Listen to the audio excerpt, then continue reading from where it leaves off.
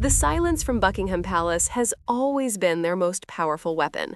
Never complain, never explain. It's the mantra that has preserved the monarchy through wars, abdications, and scandals. But there is a line that, when crossed, forces even the most disciplined institution to break its silence. And sources say that line has now been obliterated. The news that Meghan Markle and Prince Harry are planning to use their children, Prince Archie and Princess Lili, as the faces of their new commercial ventures has triggered a reaction within the royal family that goes beyond mere disapproval. It is described by insiders as incandescent rage.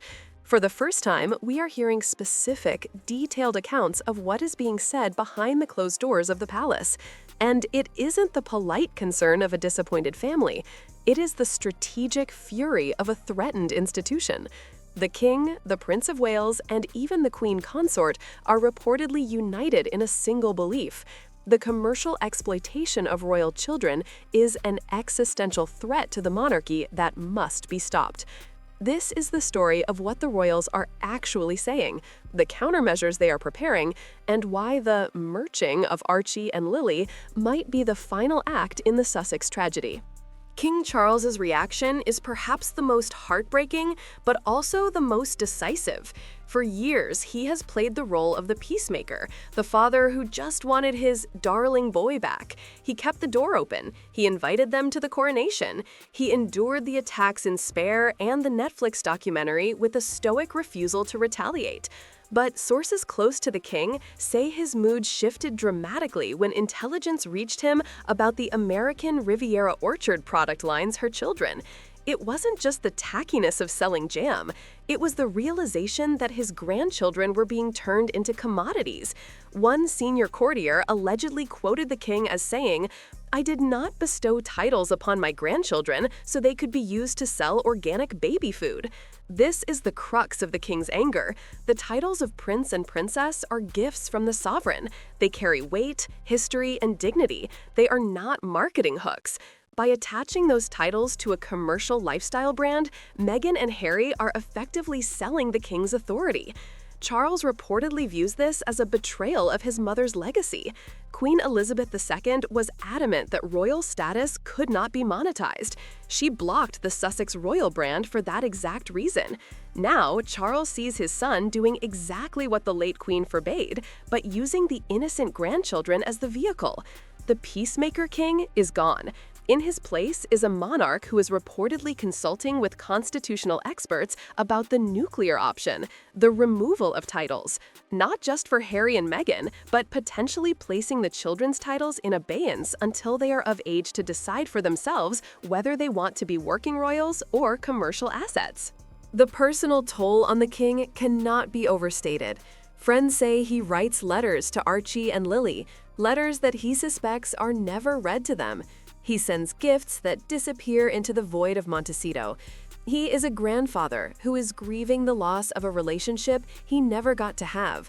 And to see those children, who are kept from him, being paraded for Netflix cameras is a specific kind of cruelty. It feels like they are being held hostage, their access to their heritage used as a bargaining chip, while their images are sold to the highest bidder. Charles is a man of deep sentiment, but he is also a man of duty. And his duty to the crown is now overriding his instinct as a father.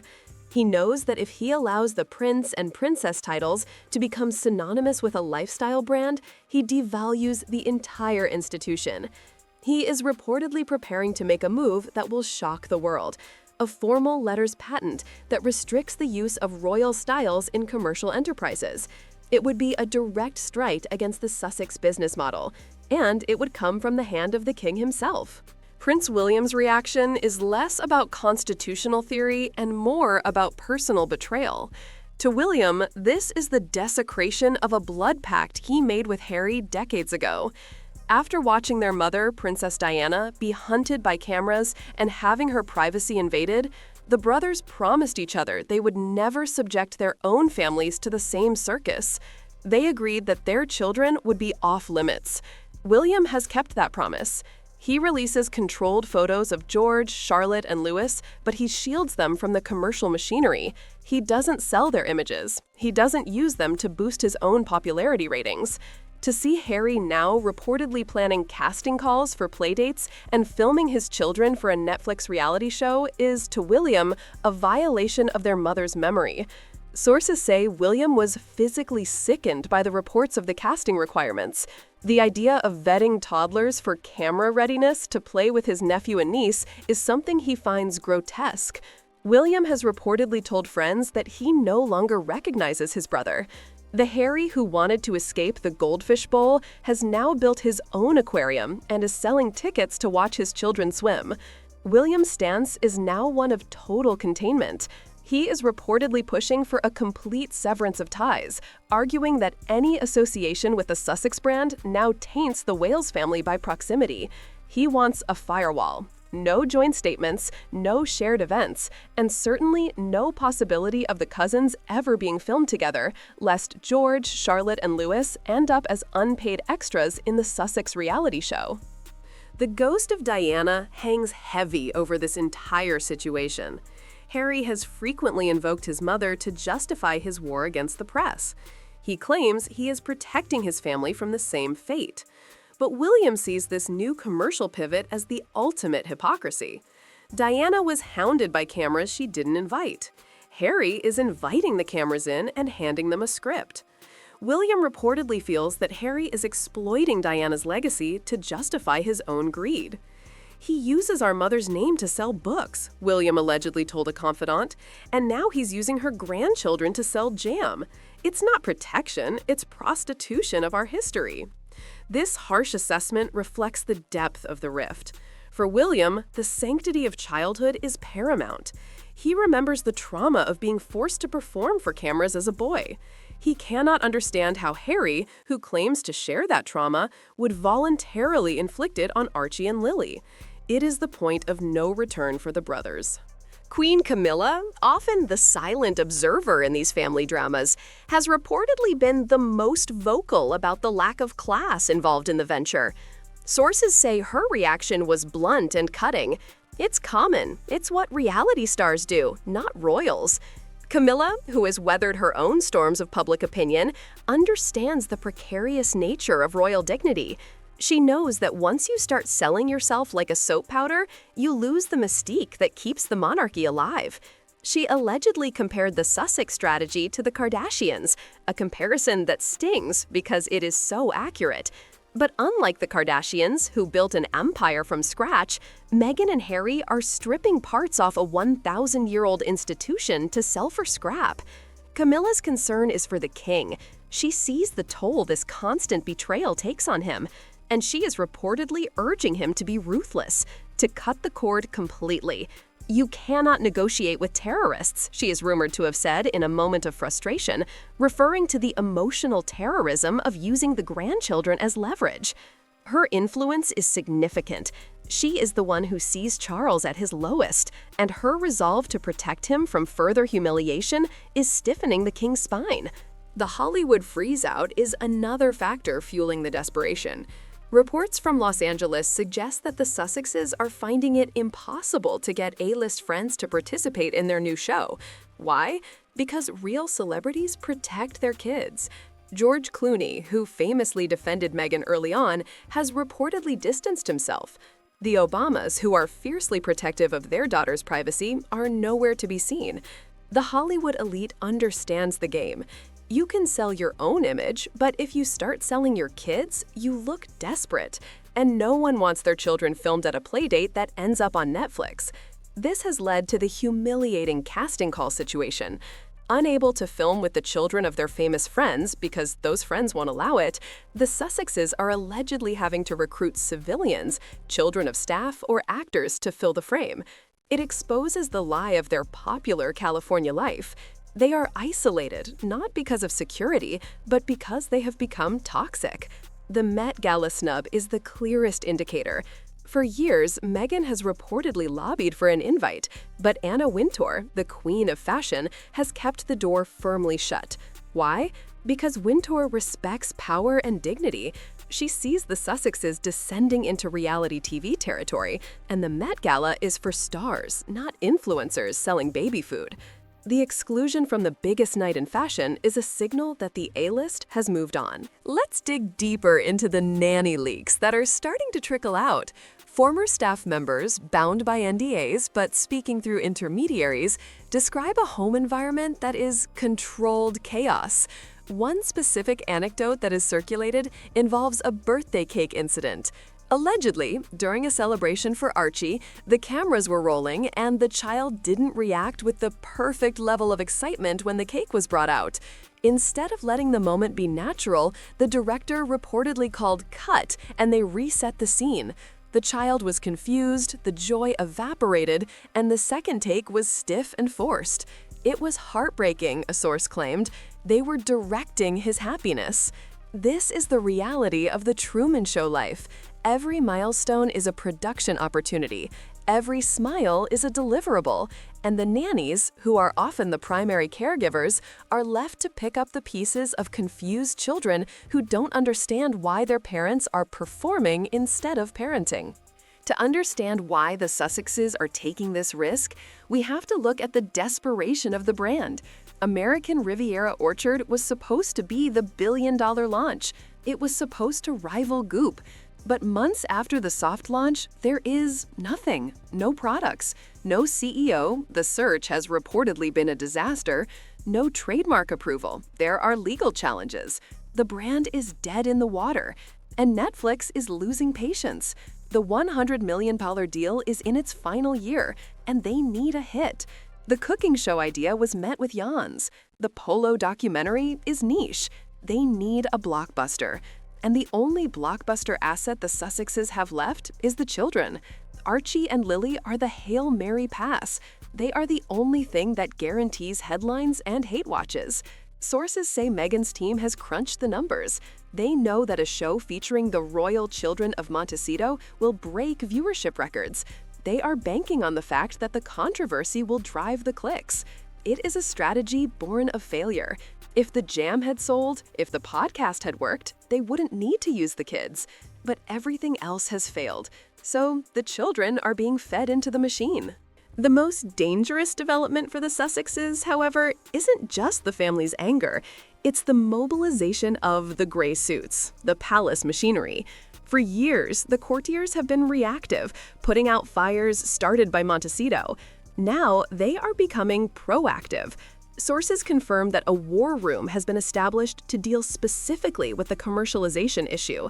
Legal teams are reviewing the trademark filings for American Riviera Orchard with a fine-tooth comb.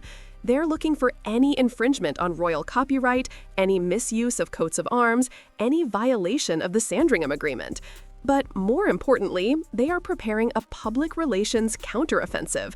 The strategy is aggressive indifference combined with surgical strikes. You will see more stories leaked about the reality of life in Montecito, more details about the staff turnover, more questions raised about the finances, and, crucially, you will see the palace subtly distancing itself from the children.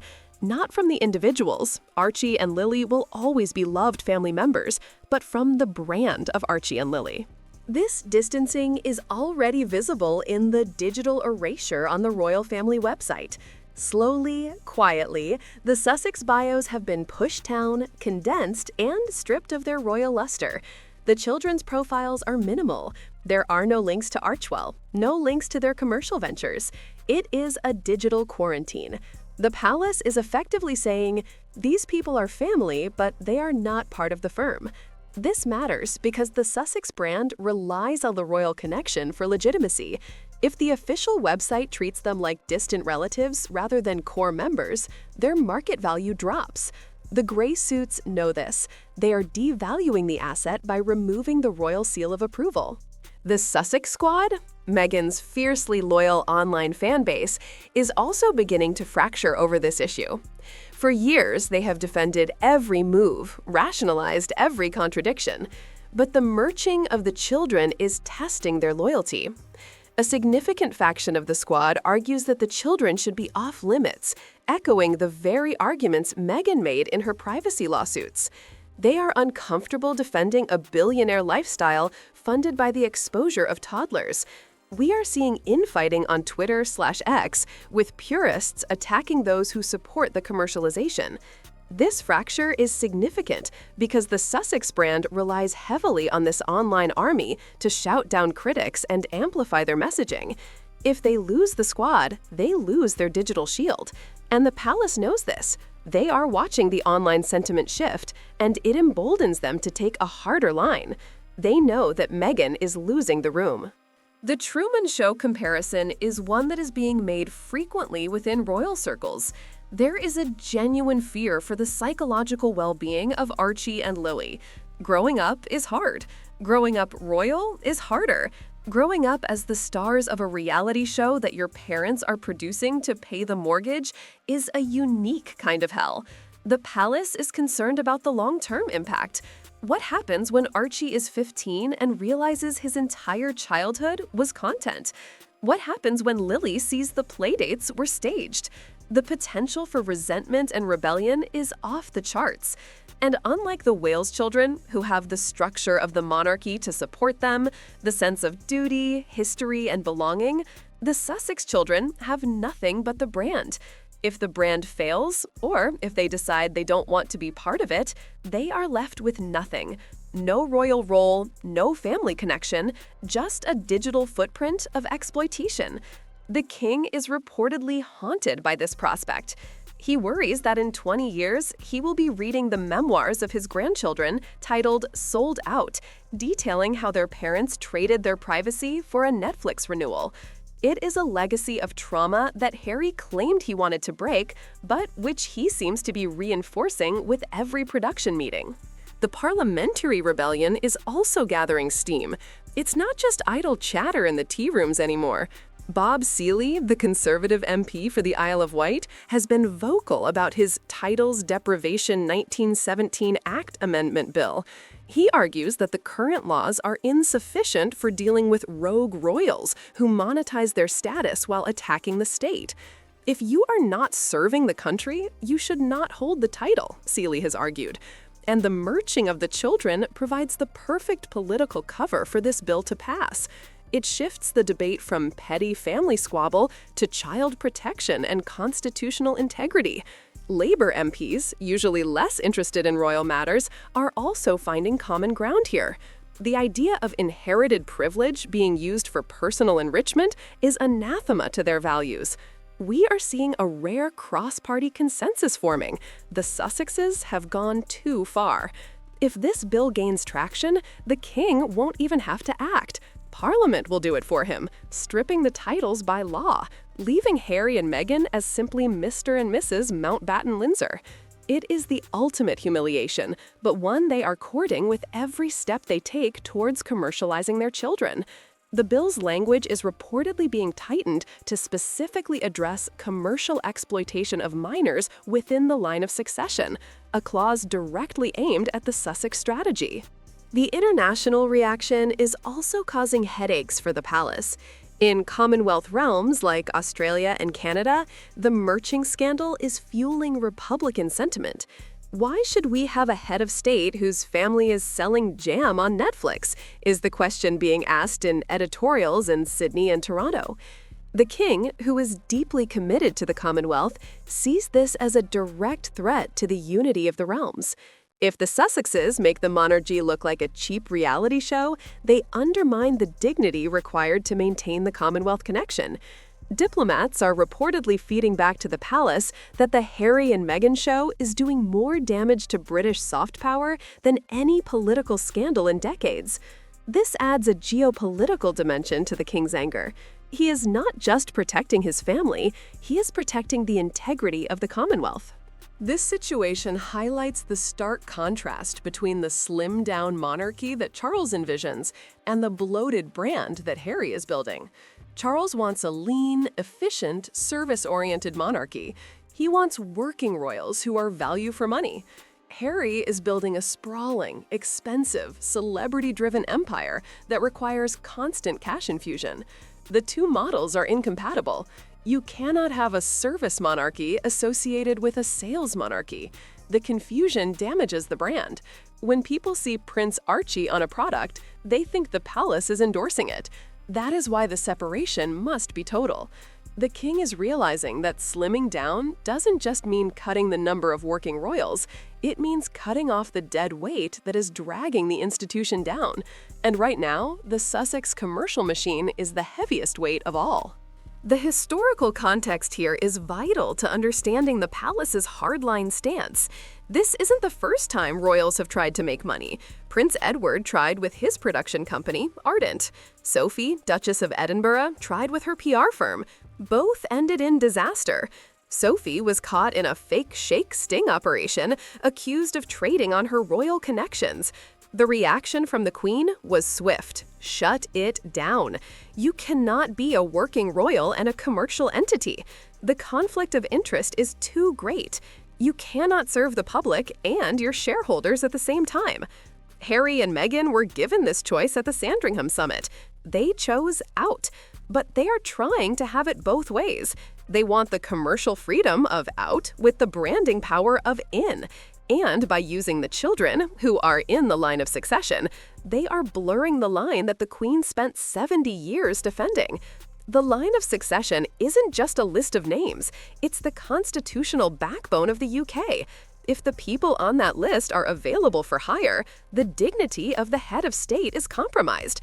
That is why this isn't just a family squabble, it's a constitutional crisis in slow motion. And it's why the king's advisors are looking at the 1917 Titles Deprivation Act, originally used to strip titles from German relatives who fought against Britain in World War I. It is a blunt instrument.